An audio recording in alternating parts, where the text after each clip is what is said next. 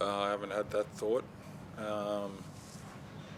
But I felt like we had a couple opportunities throughout the game to really assert ourselves on the game and give them credit. They didn't allow that to happen for us. So when you got two teams fighting for what was at stake during this game, and you give someone an opportunity, it becomes how it showed at the end of the game, so. The difference between winning and losing is dramatic at this time of Yeah. year with the ladder, like you're fourth, and now you're 2 games out of 4. Like Yeah. how do you reflect on the significance of the game and the result? Well, the game has an implication on the ladder, but as I've said throughout the year, it's about how we're playing versus the ladder and the opposition and all of that. As I said, we had opportunities both offensively and defensively to really assert ourselves on that game. We just didn't. I can't not look at the body of work we've done over the last month as well, because that was like a playoff style game. We'll have another one Wednesday night, so we're getting good rehearsal, for in a month's time. I also think with our current roster with Pepper, Henschel, some of the other young guys, these are great opportunities for them to understand that before we really get thrown in the deep end. It would appear, based on watching Division post game, the clash between Joe and Christian. Are you aware of what happened on the court between those two post game? I'm aware, but I haven't seen the vision. I think just that demonstrates what was on the line, how players approach these moments, and without having seen the vision, those things happen in high energy situations. It's something that you need to address with having watched it. It doesn't look like a normal conversation between players. When we see animation and things like that, but that's pointing and then pushing other players away and being dragged away, multiple players trying to settle things down. Josh Cameron as well. That looked like cracks could start to form from something like that. Have you addressed that with them in the room? I will appropriately address the situation when I understand the situation to its fullest magnitude. Were you close enough to? No, I didn't see it, but look, I think it's those things happen. I think the care factor is there. The last thing you want is guys to not care, to go down in a game like that and kind of be okay with it. So, look, I didn't see it. I saw the back end of it, but kind of these things happen in sports. They happen in practice. They happen every year I've been a professional. It's passion, and the passion is good. So again, I don't know the full extent, but yeah, I'm sure we'll address it. And as I said, the care factor's there. Those who were close enough to hear what was being said indicated it was around the last play. And then Joe wanted to talk you passed. Were you happy with how the last play turned out? The offensive play? Yeah, the offensive play, yes. So Christian taking the shot. Yeah, in those moments, you need someone to step up. Now, we will watch it and see what other options were available, if there were other options. But I look at those moments, and when guys step up and want that responsibility, there's something to be said for that. And Joe had big plays, Du had big plays, and then it comes down to emotion.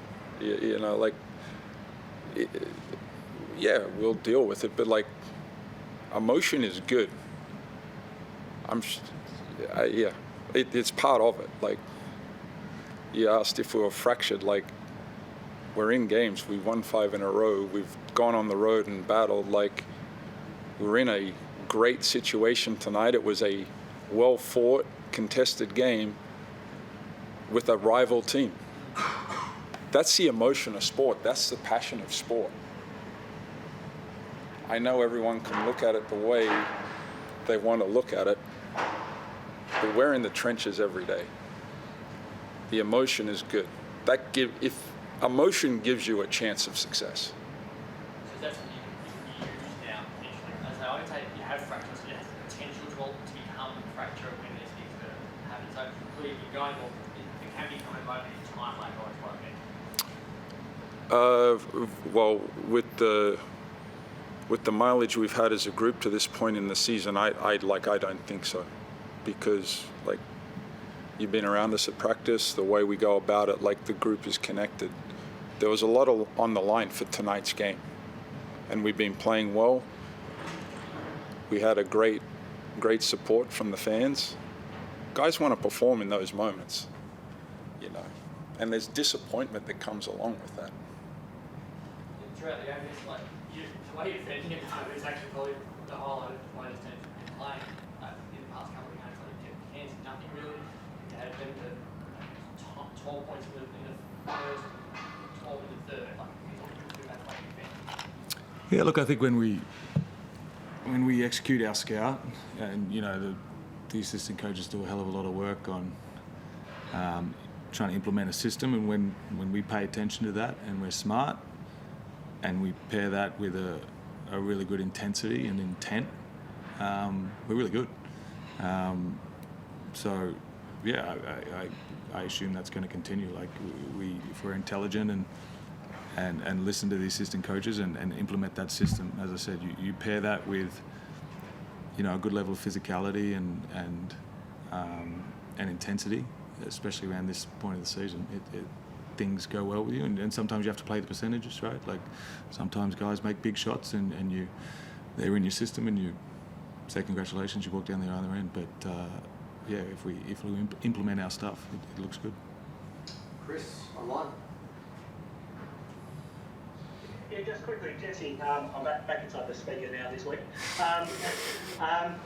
A totally different tack. I mean, there's only two current players in the league now that have played 500 games, you and CG. You've spent your entire career playing against him. How would you sum up what he's been like to play against over the last 17 years? Yeah, firstly, congratulations. Hell of an achievement, but he's been exceptionally consistent, I think. You look at his numbers, and you look at his numbers this year. Is he 38, 39? Phenomenal numbers, right? And he just keeps on performing. So credit to him. I know he puts a lot of work in.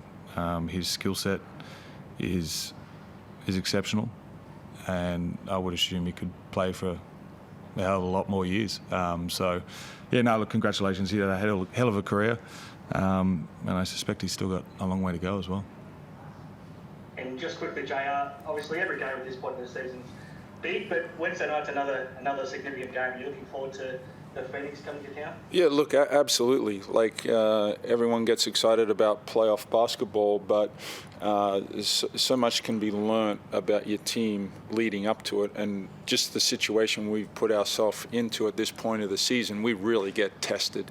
You know, so like the likes of tonight's game, and then Southeast coming in, and then we go on the road. Like, you know, playoff basketball for us has started early, so for us to understand and get a feel of what that's about, as I touched on earlier, like especially for our young guys to really get a good grasp on teams' potential opponents in the playoffs.